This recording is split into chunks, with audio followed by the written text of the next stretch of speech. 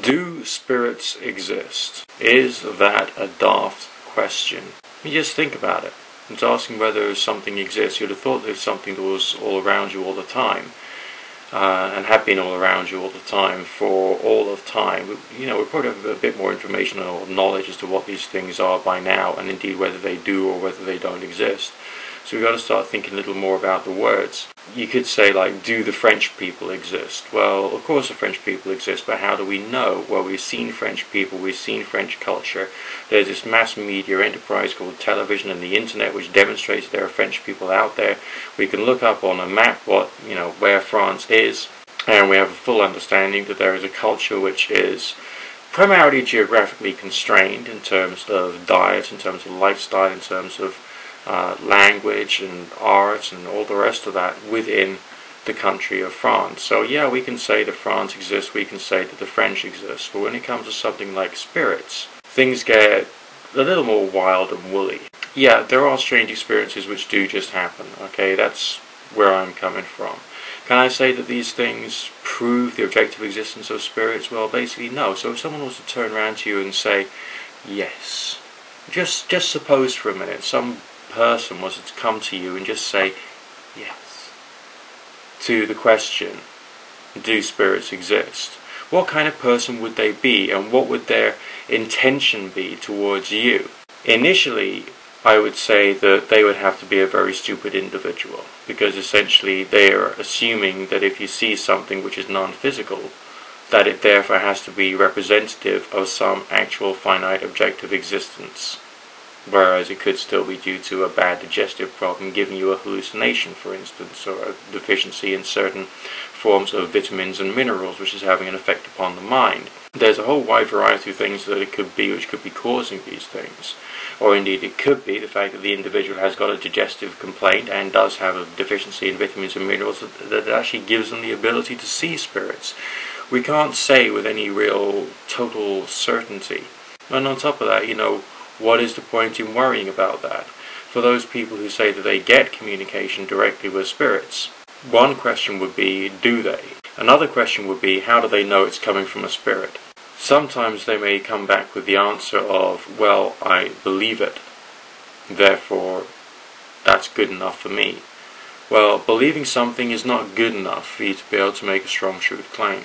The only real strong truth claim that I've made is that I have had certain experiences which would fit the socially understood definition of what the experience of, let's say, seeing a ghost would be, so I can therefore say I have seen a ghost. Does it mean to say that there is life after death? No. Does it mean to say that there is a form of consciousness outside of the body as a result of that one experience? Basically, no.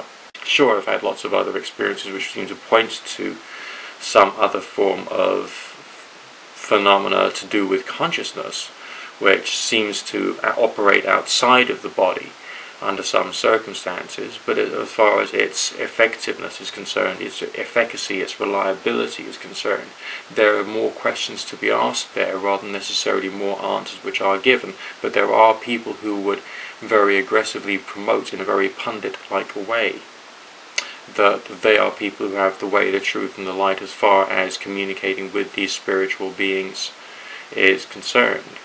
How can they be right if they're just coming out basically with punditry? Well, basically they can't be. There's no stretch of the imagination which can say that just because someone says something it therefore has to be true. And indeed the experiences that they relate, they could also be false or misinterpreted.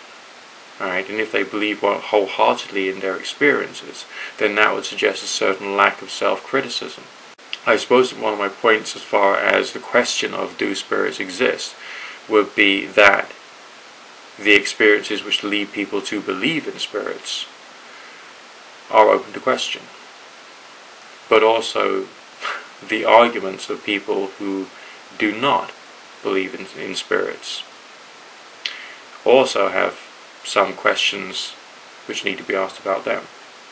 Because just because we don't know something to be 100% true doesn't mean to say that it isn't 100% true.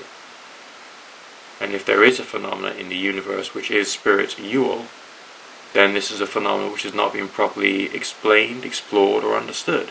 And as a direct result, we as a species, need to have a certain quantity of doubt and skepticism, but also a desire to try and push the bar of human knowledge and try and increase the quantity of information that we've got in the world as far as consciousness itself is concerned, as well as any other form of natural force which is poorly researched.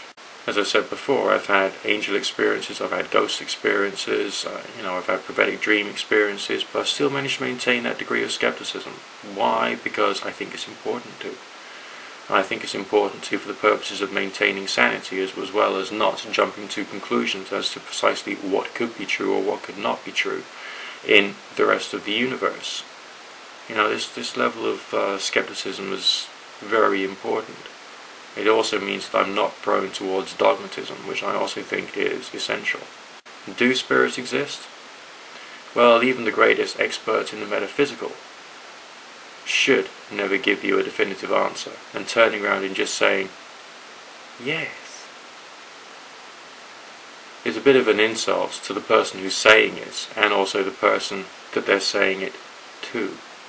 To simplify the argument that much is as if to say that the person who is making this strong truth claim is thick, totally thick. Or indeed the person that they're talking to is totally thick and can't take into account the possibility that the discussion about whether these things exist or whether they don't exist, how they exist, in what ways they are capable of exerting a force, it's a little more complex than a simple black and white answer, and there's an awful lot which is just not known. And when things are not known, it's wrong for us to make these strong truth claims. It is right for us to carry on experimenting and exploring to see what we can do for fun, for pleasure, for recreation, and also to give us the occasional cool scare or spiritual experience on the way. But that's as far as we can leave it.